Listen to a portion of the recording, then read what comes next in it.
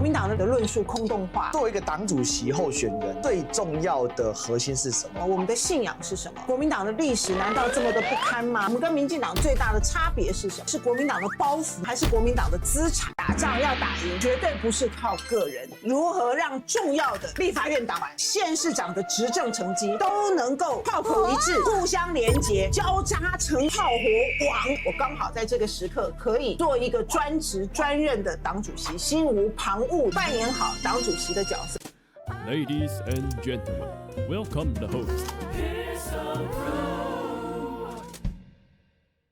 我宣布参选之后，不管是在网络上或在党里头，都有很高的呼声，反应都非常的正面。最近可以看到，尤其是来自于军系前黄复兴党部的朋友们，也都对我非常的支持。我才去拜访了陆军官校的校友会，也就是黄埔，他们也决议要在这次党主席的选举里头，全力的力挺曾丽文。李乾龙前秘书长感受到了大家对丽文的肯定，大家对丽文的热情，听了我的很多的论述。所以李乾龙前秘书长还会在昨天让我去他的庙去拜会，表示对我的鼓励跟支持，向大家展现在选举的过程当中，我其实对党内的生态是非常的熟悉的。我曾经担任过党务工作，党务的一级主管，也有非常丰富的选务的经验。我自己参选也好，或者是帮别人辅选也好，在这20年的过程里头，跟全国的很多国民党的资深的前辈们都累积了很好的感情，他们也都认识，也都了解丽文，所以在这一次跟大家报告，让大家了解我参选的决心，还有我所想要做的事情，那当然就能够得到大家的支持跟认同。所以大家可以看到，最近很顺利的，慢慢的取得了来自于党内的先进们的支持。所以李乾龙的态度，当然对我来讲是非常非常重要的一个助力。我们也去拜会，了解到我刚刚说的，在国民党最低迷的时候，在国民党最辛苦的时候，党里头是谁在帮忙出钱出力整合奉献，真正在地方上有实力的，而且撑起过去这些年国民党是哪些人在撑的，大家心里面都很清楚。这也是我要寻求支持对象的最重要的这些先进朋友们，也希望大家能够继续的替国民党，为国民党一起付出，一起扛起国民党，一起打赢未来的胜仗。我们是一个团队，我完全不是一个英雄主义者，要打仗要打赢，绝对不是靠个人，一定是要靠团队发挥战力。讲过很多次，大家在不同的岗位上面，比如说我们的市长，他就是要扮演好市长的角色，不只是卢市长，我们所有全台湾这么多执政的国民党的县市长，他们都要拿出最好的政绩，证明国民党的执政的能力，大家拿出最好的政绩，获得选民的支持。譬如说我们的立法院这么多的战将，还有团队的作战，在第一线跟民进党奋战，所以每一个人都有非常重大的责任跟表现，在他们的舞台上，在他们的岗位上。而这个时刻，党部到底要扮演什么样的角色？如何让重要的立法院党团、县市长的执政成绩，还有我们的地方议会，都能够炮口一致、互相连结、交叉成一个炮火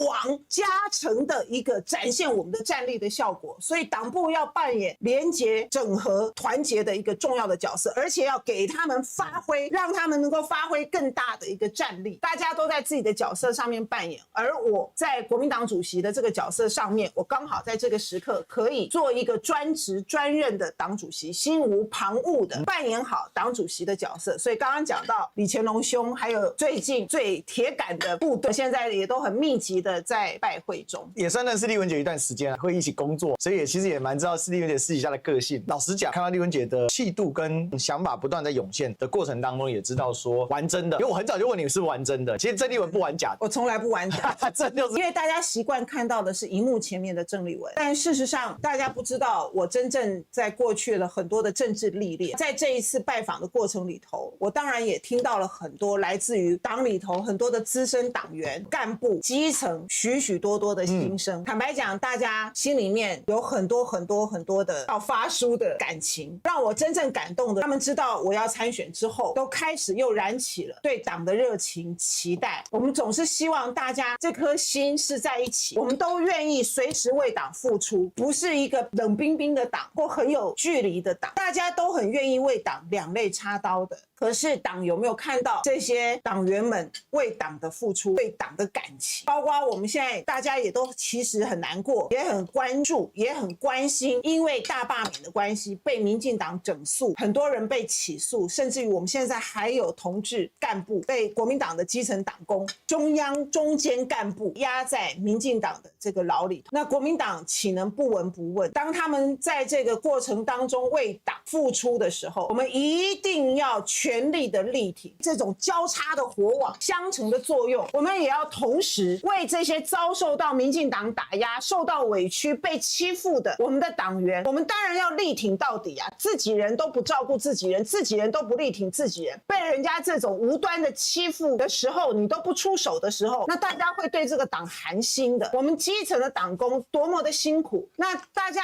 因为不认识他们也并不是政治明星，现在被关在牢里面，难道大家就不闻不问了吗？一个党的士气是怎么建立的？这件事情是非常重要的，我们一定要互相的力挺到底。而且关切你去看看我们的地方党部，所以我就说，我如果选上党主席，我一定要走遍我们所有的地方党部，我们还有很多乡镇区党部，我一定要踏遍所有的党部。你要了解，他们才是真正在第一线、真正接触直接的民意的人，就是我想象中的党主席啊，不是高高在上坐在中央党部的那种。是我看到巴勒大楼的时候，就国民党到底是一个什么样的政党，到底是一个什么样的一个组织，它到底今天存在的意义是什么？这一点对国民党的从政者很不公平，因为不是每个从政者都可以决定路线的，因为能决定路线的其实还是党中央，所以党主席不决定路线，你叫党员，甚至即便他是立委，让他来决定路线本身也不公平，因为立委的工作，如果他做太多党路线的抉择的时候，他的选民会靠北的，因为我们台湾的立委做的跟里长没什么两样啊。我进一步来问，就是说，作为一个党主席候选人，你觉得最重要的核心是什么？刚刚历史哥讲到的是我们的论述空洞化，还有我们的价值是什么，我们的信仰是什么。那么国民党的历史难道这么的不堪吗？我们自己都不敢讲，想要忘记它吗？想要淡化它吗？那国民党的核心论述跟价值是什么？我们跟民进党最大的差别是什么？那我们跟民进党最大的差别到底是国民党的包袱还是国民党的资产？如果说我们不能够认清这件事情，而且在关键的议题上面不断的去做闪躲，甚至于认为说当民进党的胡闹的每天都要把蒋公的铜像拉下来，所以我们就不敢认蒋公了吗？我们就不敢谈蒋中正了吗？每一个人他的历史评价自然有功有过，蒋公也是如此，但是你如何去看待他在我们中国国民党的历史里头，或者是在中华民国的历史里头发挥的很多的关键的角色跟作用，这个都是你没有办法去忽视，他都已经50年了。所以今天在抗战胜利80周年的今天，无可讳言的，当时蒋介石所领导的中国能够成功的浴血抗战胜利，守住了2次世界大战最重要的亚洲战场，当然功不可没。这也是为什么当时蒋委员长可以跟全世界的重要的领袖平起平坐，也因为这样，所以台湾光复马上10月25号从台湾把被日本殖民50年的悲惨命运里头解救出来，重回中华民国的怀抱。我虽然想要走中华民国的道路，但是2023年那个时间点，哪怕我深蓝，哪怕我政治光谱就是这么蓝，我都觉得有党员身份很羞愧。我不想要有国民党党员的身份，因为我对国民党没有一个认同感。那你为什么要来国民党当专员？对，最后我说服我自己，我相信这一定也代表了很多年轻人，中间的年轻人是他会有一个情绪上的一个裂解。我想支持中华民国，我认为我要看的就是青天白日满地红的旗帜，但是我对国民党认同感不够。为什么我对国民党认同感不够？因为国民党的路线跟风格还有论述，我觉得接下来国民党应该是一个，我们如同民进党所讲的大鸣大放，任何有战斗力、有论述，最重要的是愿意走在人民前面的，我觉得他都应该是国民党要去吸收的人才。我一直强调一件事情，没有执政以前，不要说你当人民的后盾，因为你没有资格，你没有执政，你就是在野党，在野党当人民的后盾，把人民送到前面去送死，你是躲在人民的后面。在野党要当人民的先锋，你要带着人民往前走，你要走在所有人的最前面，哪怕你受伤，但是因为你是一个在野党，回到100多年前的那个国民党的精神。